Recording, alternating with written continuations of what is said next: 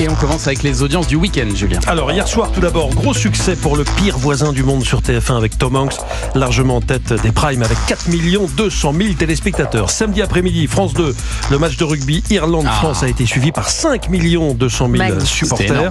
Samedi soir, toujours sur France 2, Quelle époque n'a pas faibli en l'absence de Christophe de Chavannes. 1,3 million pour l'émission présentée par Léa Salamé qui était dans sa moyenne haute. Vendredi, il n'y avait pas Danse avec les stars, il y avait Les Enfoirés sur TF1, 7 600 000 téléspectateurs en moyenne. C'est un gros score, mais 800 000 téléspectateurs de moins que l'an dernier, ce qui fait que désormais, c'est Miss France qui est le show numéro 1 de la télévision française. Et puis sinon, toujours vendredi, tout le monde veut prendre sa place, à totaliser 23,3% de part de marché. Pourquoi je vous dis ça? Parce que c'est un taux qui n'avait pas été atteint depuis 2019. C'est vrai que depuis l'arrivée de Cyril Ferraud en septembre dernier, les chiffres ne cessent de grimper petit à petit.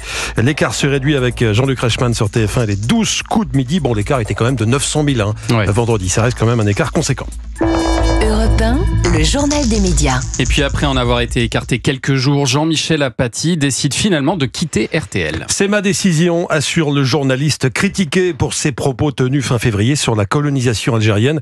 La direction de la station lui avait demandé de rester à l'écart du micro quelques jours après ses déclarations polémiques, ce que Jean-Michel Apathy a vu comme une punition. Une punition reste une punition, dit-il. Si je reviens sur l'antenne, ça veut dire que je valide cette décision et donc que je reconnais avoir fait une faute. C'est un pas que je ne peux pas franchir. Fin de citation. Et puis une candidate d'affaires conclue a été condamnée pour vol. Information du journal La Dépêche. Alors cette candidate avait participé à l'émission de France 2 en octobre 2023 pour tenter de vendre une coupe en porcelaine de Chine estimée à 1 200 €, mais cet objet ne lui appartenait pas. En réalité, cette candidate est une auxiliaire de vie. Elle l'avait volé à l'une de ses patientes atteintes de la maladie d'Alzheimer. C'est la tutrice de la victime qui a reconnu l'objet dans l'émission, qui a pu dénoncer le vol. La semaine dernière, le tribunal de Carcassonne l'a condamnée à 4 mois de prison avec sursis. Et elle va à la télé pour aller vendre son objet. Plus c'est gros, plus ça passe. Sacré culot. Bon, et puis alors ce soir, TF1 diffusera une nouvelle série policière avec Samuel Le Bihan en tête d'affiche. Dans Carpe Diem, c'est le titre de cette série. Samuel Le Bihan sera Tom Villeneuve, un avocat tout juste sorti de 17 ans de prison pour un meurtre qu'il n'a pas commis, celui de sa femme. Alors son objectif en sortant, ce sera de défendre désormais tous ceux qu'il croit injustement accusés de crime.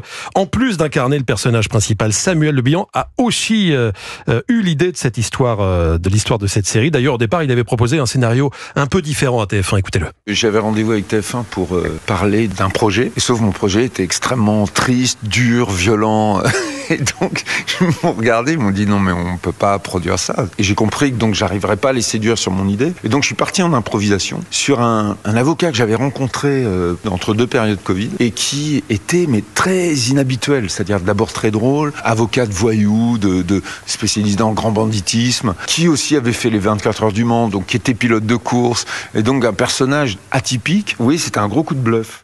Samuel Le Bihan au micro européen de Mathilde Voix. Alors TF1 va diffuser les 2 premiers épisodes de Carpe Diem ce soir à partir de 21h10. On verra demain matin si ça fera aussi bien côté audience ou mieux que les 3,5 millions du fil d'Ariane.